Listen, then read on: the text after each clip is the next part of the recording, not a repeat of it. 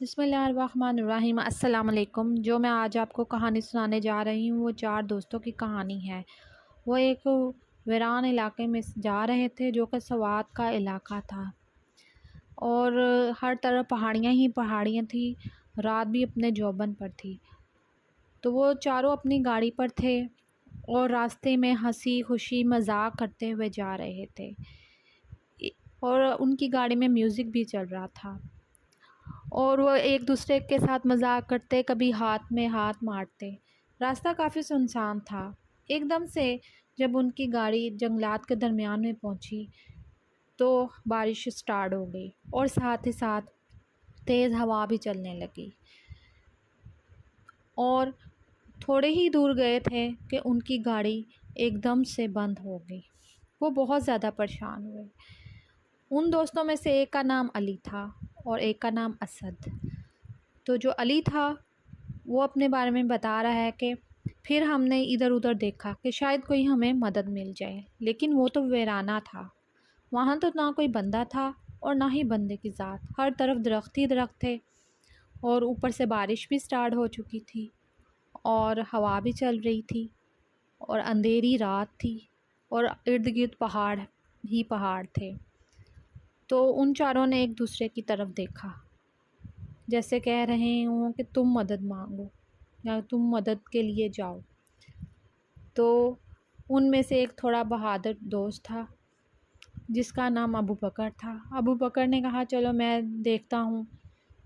وہ چل پڑا اور پہاڑی پر چڑھنے لگا۔ جیسے ہی وہ پہاڑی پر چڑھا تو اسے دور سے ایک گھر نظر آیا۔ اس نے اپنے دوستوں کو اشارہ کیا کہ آگے کچھ ہے، آ جاؤ تم لوگ بھی میرے پیچھے۔ وہ سب گاڑی سے اتر کر اس کے پیچھے ہو لیے اور وہ بھی ان کے پیچھے پیچھے چلنے لگے اور وہ پہاڑی پر چڑھتے ہوئے تقریباً انہیں آدھا گھنٹہ لگ گیا اور جیسے ہی وہ اس گھر کے قریب پہنچے تو وہ ایک ہٹ نما گھر تھا جو بہت ہی خوبصورت تھا۔ باہر سے تو وہ چھوٹا سا تھا۔ پھر انہوں نے نوک کیا تو اندر سے ایک لڑکی نکلی۔ انہوں نے اپنی ساری داستان بیان کی کہ کس طرح ہماری گاڑی بند ہو گئی ہے تو ہمیں مدد کی ضرورت ہے، تو کیا ہم ایک رات یہاں سٹے کر سکتے ہیں اگر آپ اجازت دیں تو۔ اس لڑکی نے کہا ٹھیک ہے، آپ اندر آ جائیں۔ وہ اندر سے گھر کافی بڑا تھا۔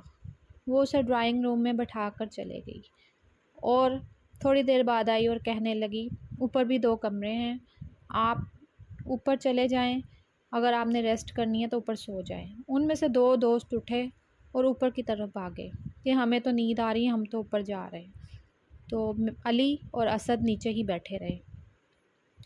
علی تھوڑی دیر بیٹھا ادھر ادھر سوچ ہی رہا تھا کہ اچانک ہی آدھا گھنٹہ گزرا تو وہ دوست بھاگتے ہوئے نیچے آئے۔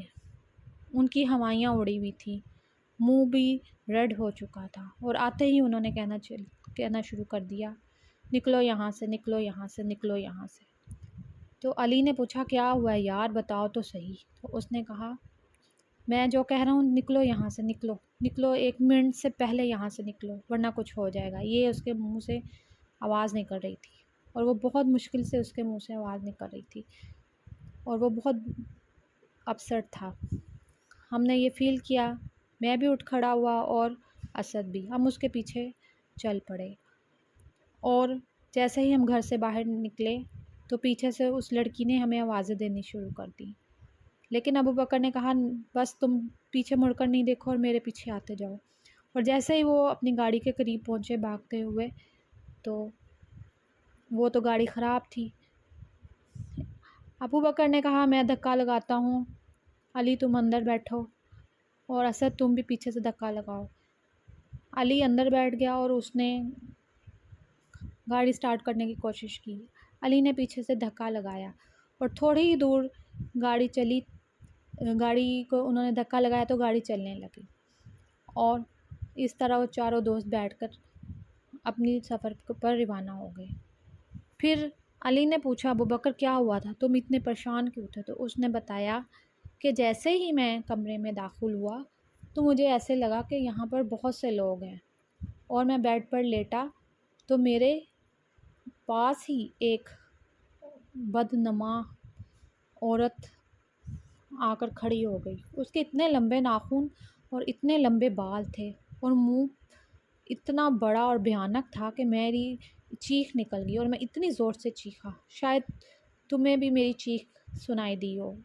تو علی نے کہا نہیں، مجھے تو کوئی چیخ سنائی نہیں دیا۔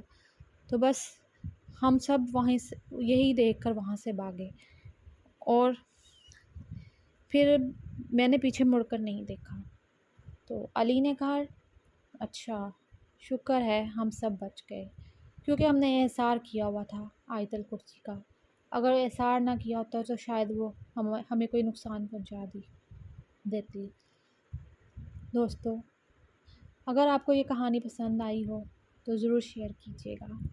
اب مجھے اجازت دیجیے، اپنا بہت سا خیال رکھیں۔ اللہ حافظ۔